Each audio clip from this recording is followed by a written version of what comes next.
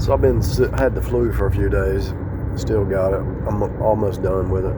And I was thinking about how the legalist, how everybody's needed.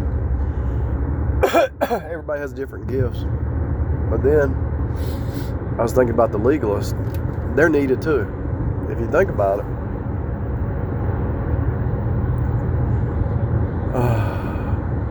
The legalists are the movers and the shakers. They give you a push, and you're saying, to yourself, nobody can keep those rules, nobody can keep those standards, not even you. But they can't hear you, so they just keep pushing. Now they need you, they know they need you, so they're not going to get rid of you. But once you step out of legalism and walk away from it mentally, psychologically, spiritually, you can just see them running around like a chicken with their head cut off. I got to do this, you know. But those are the ones that create jobs for us. They give us an 8 to 5 or 9 to 5 job or whatever. And let's do this. They're just like giving you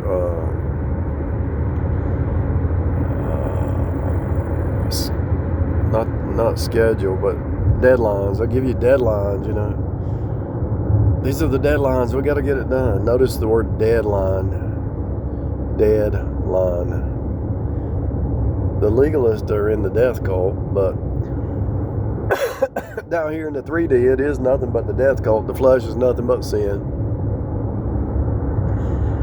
So the death cult is trying to work hard. The legalistic death cult is trying to work hard to get to heaven instead of faith alone, you know. And so when you step into faith alone, you just rest in Jesus, and you're not motivated to build this world up anymore because you know this place is going to just burn up. Now you're motivated to get out of debt. The Bible says in Ephesians 4, let him that stole steal no more, but rather labor with his hands the thing which is good in order to give to him that needeth. So you're motivated, or you should be, and if you're not there yet and you're really saved, you will eventually get there. You're motivated to help others in need. Now, I'll give you an example. So, I help those in need doing rideshare, but I still get paid to do it, you know. I might rent a space to somebody, but I still get paid, but I'm helping somebody, you know. There's a lot of people right now looking for places to live, and they would live in a tent. If you had a space with if you had a little power strip sticking up out of the ground in your backyard, and they could plug in for some heat, they would rent that spot from you. Like a tent, like a campground, you know. They would actually rent it from you.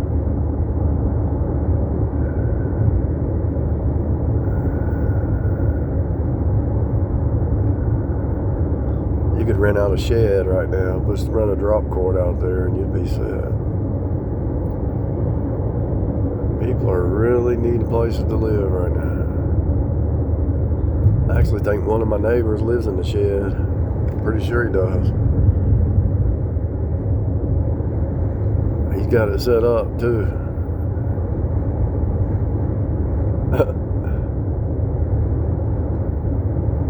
But the legalists are designed to push you to grace, from law to grace. The legalist preacher says, you better not miss a day at church. You better do this, touch not, taste not, handle not. Don't go here, don't do this, don't. They actually, the legalist is so crazy, they'll tell you not to read certain books, you know. Don't read that book.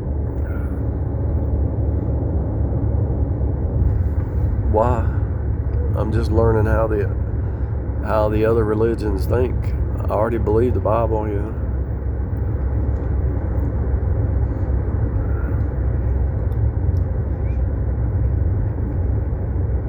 You better do this, or you better not do this.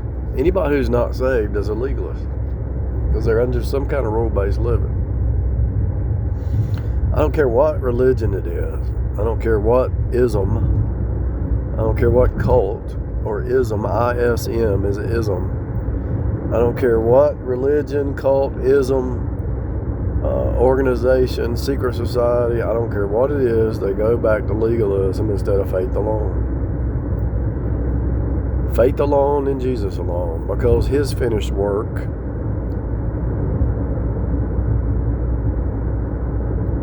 did it. He nailed our sin to the cross. And so it's no longer our works, but his finished work. So you have grace. You're blessed. And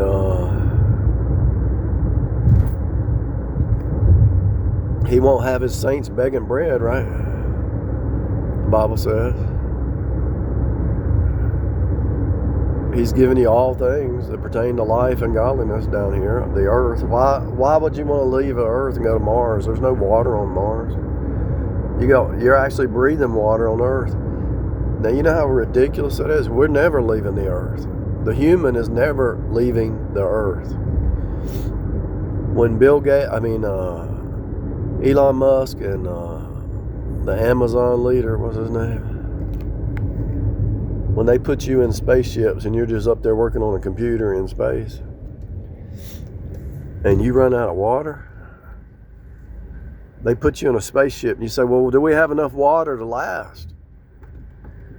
We have enough food and water to last up there for 6 months or a year or whatever, or indefinite. They plan on putting you in space, just like that movie. They think you're destroying the earth when it's really them. And so they're the ones destroying the earth to get rich. But anyway, that's their excuse. You got to go up in space and work in these spaceships because we want the earth to be abundant. And you only get to go visit the earth every 6 months on your vacation or whatever. They really believe that. They really plan that. It's in the movie. There's a movie about it. And they'll probably they know the earth regenerates. They'll probably scorch the earth to force people up. There's nothing down here, no resources. If you stay down here, you're going to get, what's the word? Radiation. You better go up in space and work in space and come back. And you can only go to certain zones for 6 months. You already know what their plan is because they tell you.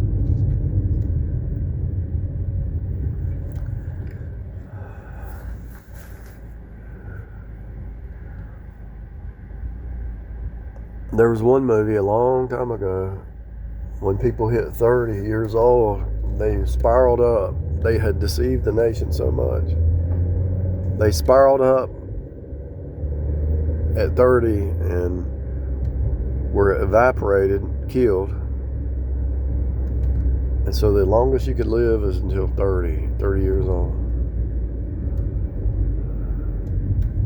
And everybody was in this illusion that some people got Logan's Run, was it? Yeah, it was called Logan's Run. So some people escaped and they saw this old guy outside.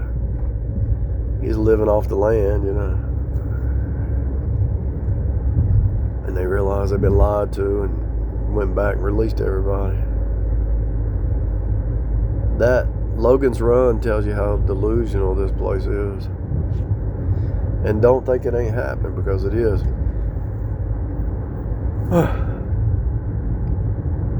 When the Amazon guy told you that you're going to be working in space, red flag. God never told you to leave the earth or work in space. These people are stupid. They really think they're like a god or a goddess. Logan's Run. And I'm trying to remember that other movie where the people are in the spaceship working on the computer or computer games or whatever. This guy, like he was turning and he sped up. If I'd have pulled out in front of him, he'd have got some money off of me. So people play these stupid games when they're driving. Be careful out here. If somebody's got their turn signal on, wait till they start to turn that wheel, because they could change their mind or set you up, you know.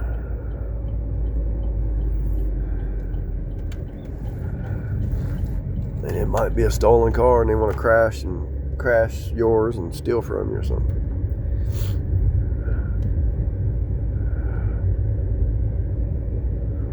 It was a movie where the little robot was on the earth, cleaning the earth.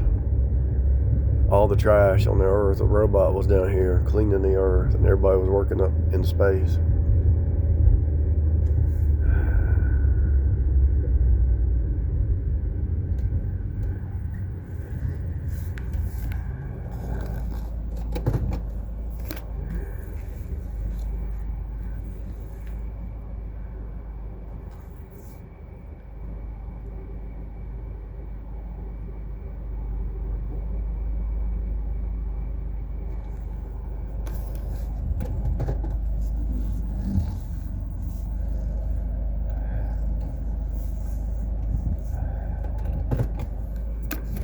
Wall-E, is that what it was called? Wall-E? I'm trying to exercise, that's not a movie I ever saw, but I'm trying to exercise my gift, or everybody's gift, that you can remember stuff, because it's all right here, There's no past, there's no future, it's all happening now. So the fact that I could remember the Logan's Run and the Wall-E, and I never watched that movie, Wall-E. My memory is getting better. Not that my memory's getting better, because I couldn't, about 5 years ago, I wouldn't have been able to remember those two. But it's not about my memory getting better, it's knowing that it's right here in your thought. So what happened 20 years ago is actually right here. It's right here.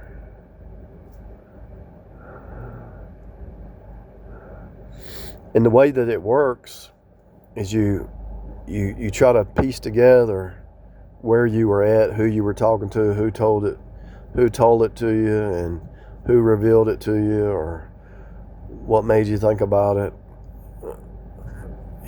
Whether it's a family member or a spouse or something, or a friend. Logan's Run, the way I remember that is, I said run. There was these two people running. They ran out of the dome and saw that old guy. So they were running. Logan's Run. And then Wall-E, the way I remember that is, I had talked about it 10 years ago to somebody. And they said, watch this movie. And I just watched I didn't watch the whole movie. It seemed boring, seemed stupid at the time. That's what they're doing. So I watched a little clip of it or something. And the guy was in the spaceship working. So let's see if I can remember Amazon's founder's name. I'll do the same thing because I knew his name before. Let's see if I can do it. So you got Amazon. You got the founder, you got books. He worked in his garage.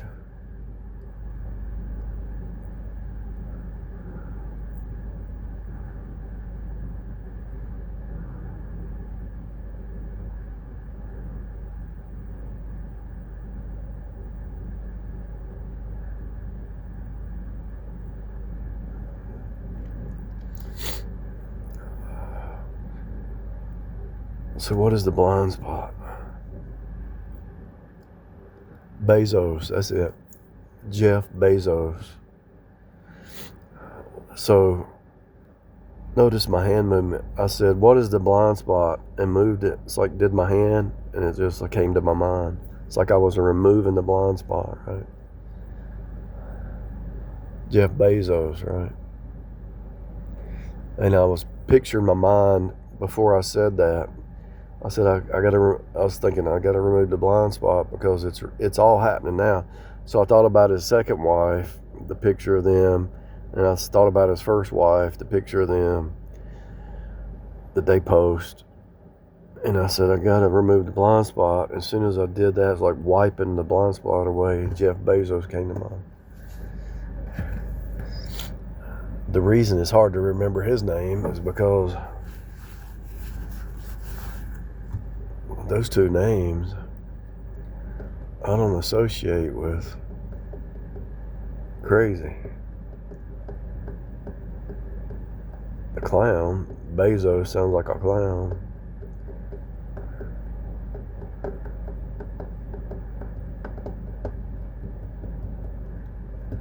And here's a question.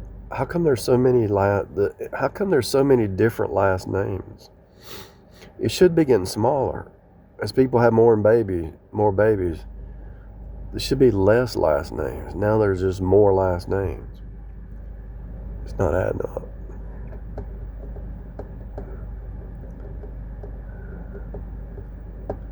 It is not adding up. I'm going to just do AI. I'm going to see if AI can explain that. It looks like this is a Truman Show fake reality because the last names, everybody's last name now should be Jones or Smith or Jones or Smith. Everybody's last name should be Jones or Smith, but it's just expanding. It don't add up.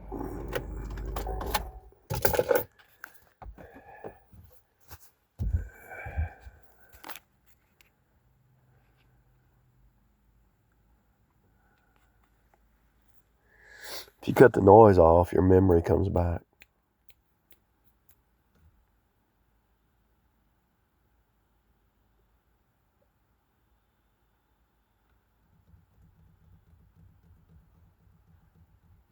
If I had a last name that had evil in it, I would change my last name. So maybe that's what happened. People are changing their last name because they don't like it, which I don't blame them. There must be a lot more people changing their last name than we realize.